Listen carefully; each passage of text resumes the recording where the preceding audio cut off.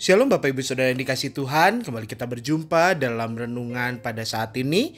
Tapi sebelum kita bersama merenungkan firman Tuhan, mari kita bersatu di dalam doa.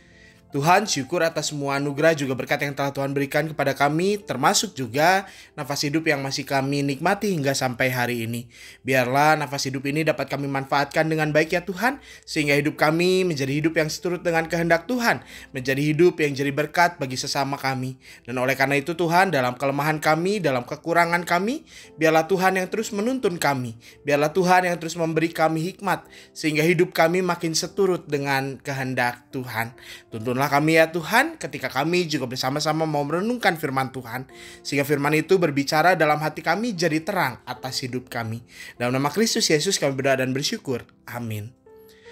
Bapak Ibu Saudara yang dikasihi Tuhan, ada seorang pemuda yang terus berdoa kepada Tuhan. Katanya, Tuhan, aku belakangan ini merasa bahwa aku hidup gampang marah, terlalu temperamen hari demi hari. Tuhan, aku mau supaya Tuhan membentuk aku jadi pribadi yang lebih sabar. Nah, setelah berdoa, kemudian pemuda ini pun pergi ke tempat pekerjaannya seperti biasa. Tapi di tempat pekerjaannya dia bertemu dengan bosnya yang senantiasa menyuruh-nyuruh dia melakukan hal ini dan itu, menambahi beban pekerjaannya, memarah-marahi dia ketika bekerja, dan banyak hal-hal menyebalkan lain yang dirasakan dari bosnya ini. Lalu ketika pulang kerja, anak pemuda ini kembali berdoa, Tuhan, aku kan udah bilang, aku pengen belajar jadi orang yang gak lagi temperamen, gak lagi gampang marah-marah. Tapi kenapa kok Tuhan justru hadirkan orang yang bikin aku jadi gampang marah? Hadirkan orang yang menyebalkan seperti si bos ini. Kan aku jadi susah untuk jadi orang yang sabar. Nah, lalu kemudian pemuda ini pun beristirahat. Dalam istirahatnya, kemudian pemuda ini bermimpi berjumpa dengan sesosok orang yang nampak agak tua dan suaranya meneduhkan.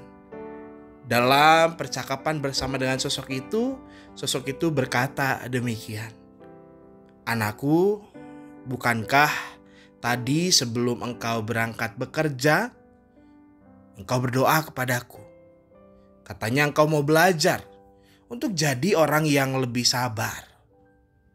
Bukankah dengan hadirnya bos yang menyebalkan itu harusnya jadi satu tantangan yang terus membentukmu? Jadi orang yang bisa lebih sabar dalam situasi yang sulit sekalipun. Bukankah belajar membentuk diri tidak harus selalu melalui pengalaman-pengalaman yang indah dan menyenangkan? Bukankah pengalaman yang buruk pun juga jadi bagian untuk membentuk diri jadi lebih baik? Siapa tahu dengan bertemu orang yang menyebalkan, kamu memang berubah jadi orang yang lebih sabar.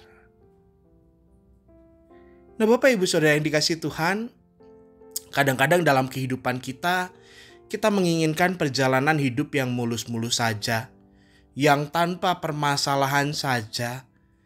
Kita pengen menjadi orang yang lebih baik tanpa melalui banyak tantangan. Tapi realitanya dalam kehidupan keseharian kita yang kita temui justru ada banyak pergumulan dan permasalahan. Dan pergumulan dan permasalahan itu bukan berarti sesuatu yang buruk. Kadang itu juga dipakai Tuhan untuk membentuk kita. Maka rasanya baik bagi kita untuk merenungkan apa yang dinyatakan Ayub kepada istrinya. Dalam Ayub 2 ayat 9, ketika istri Ayub berkata kepada Ayub, masihkah engkau bertekun dalam kesalehanmu? Kutukilah Allah dan matilah. Tapi Ayub menjawab kepadanya, engkau berbicara seperti perempuan bebal. Apakah kita mau menerima yang baik dari Allah, tapi tidak mau menerima yang buruk? Dalam kesemuanya itu Ayub tidak berbuat dosa dengan bibirnya. Bapak Ibu Saudara yang dikasihi Tuhan, Ketika kita berbicara kehidupan kita, maka kita berbicara tentang keseimbangan hidup. Ada hal-hal yang menyenangkan, ada yang kurang menyenangkan. Ada suka, ada duka. Ada kemudahan, ada kesulitan. Dan tidak mungkin bagi kita untuk memilih bahwa kita hanya mau yang baik saja. Kita hanya mau yang suka saja. Kita hanya mau yang menyenangkan saja. Tapi kemudian kita nggak mau pergumulannya. Kita nggak mau duka citanya. Kita nggak mau kesukaran hidupnya.